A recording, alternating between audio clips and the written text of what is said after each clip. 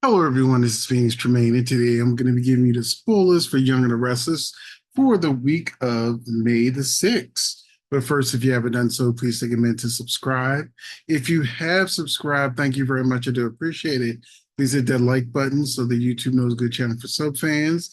It helps out the channel a lot. It really does. It takes you a second to click on that button, and I would really appreciate it if you did. If you haven't subscribed, go ahead and do that too. That's free. If you want to go the extra mile, we have a membership where you get early access to videos, exclusive videos. You get the spoilers on Fridays when we do our live Zooms. And it's just a good place to be. Lots of great conversations. And we would love to have you. Now we're going to go and talk about Young and the Restless, beginning with Monday, May 6th, where I'll go through the whole episode with you. Victor returns to the ranch where he sees Nick and he tells him that Nikki has gone to rehab and he blames Jack Abbott for basically everything that happened, saying that he almost unalived her because it didn't make sense. They just want Victor to be mad at Jack again, and I'm ready for that feud to be reignited. But Victor is putting everything on Jack because he's the sponsor, and he let things get out of hand. Jack sees Diane, and she's worried because he didn't come home, and he's trying to brace her for the information he's about to give her, which is devastating. But then Kyle walks in, and Jack clearly doesn't want Kyle to know what happened. So Diane just kind of lets Kyle know she's not going to go to work until later, and that, Kyle is going to work, and he senses something's going on, but he leaves. And then we have, not until the end of the episode, towards the end of the episode, does Jack and Diane really get it all out. But in the meantime, Summer is with Phyllis. Phyllis sees Summer and she wants to, reassure her, no, everything's all right, that her son's going to be all right. And Phyllis is very annoyed that Sharon makes an appearance because they remembered she was on the show, and is actually a very weird appearance because Sharon looked like she was just popping in for a visit, that she's not a major character, and she recommends a child therapist for Harrison when on soap operas it's usual that if you're a doctor or you have a lawyer, an occupation, it doesn't matter what you practice. Usually you're the be all end all anytime anyone needs a therapist or whatever. But she recommends a therapist because I guess we're not going to be seeing Sharon regularly. And Phyllis and Sharon have a minor back and forth. Phyllis and Nick, they have a good conversation about their daughter, and they have a little chemistry, but I'm not sure if they're going to go there. And Kyle sees Sharon at the coffee house, where once again she looked like she's visiting, because in the scene with Phyllis was like, "Yeah, you own a coffee house, you got a whole tech corporation you're running. You're too busy to be a therapist." And I saw online where somebody said, well, what was the big deal about Sharon getting Cameron's company if they weren't going to do anything with it?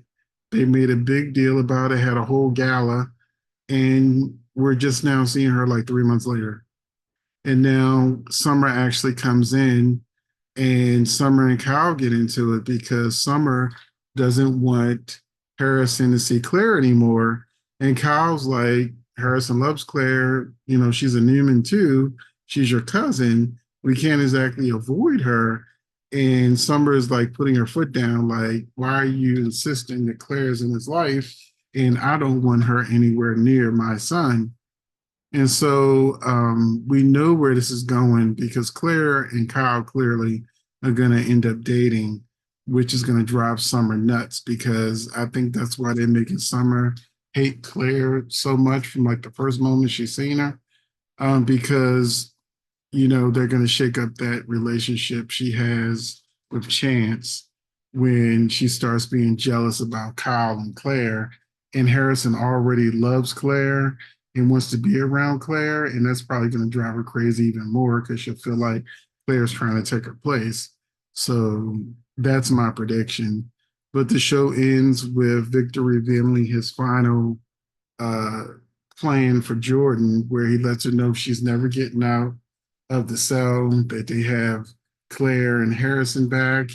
And she's like, what can I do? And he's like, he wants her to drown herself in booze until she croaks.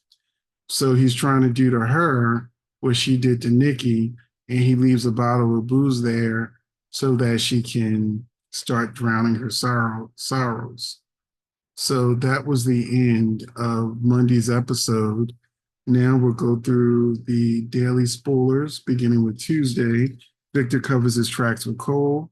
Chelsea and Adam await news on Connor's progress, and Ashley's alters fight for control, which is, has been pretty fun to see. Wednesday, Lily makes a tough decision.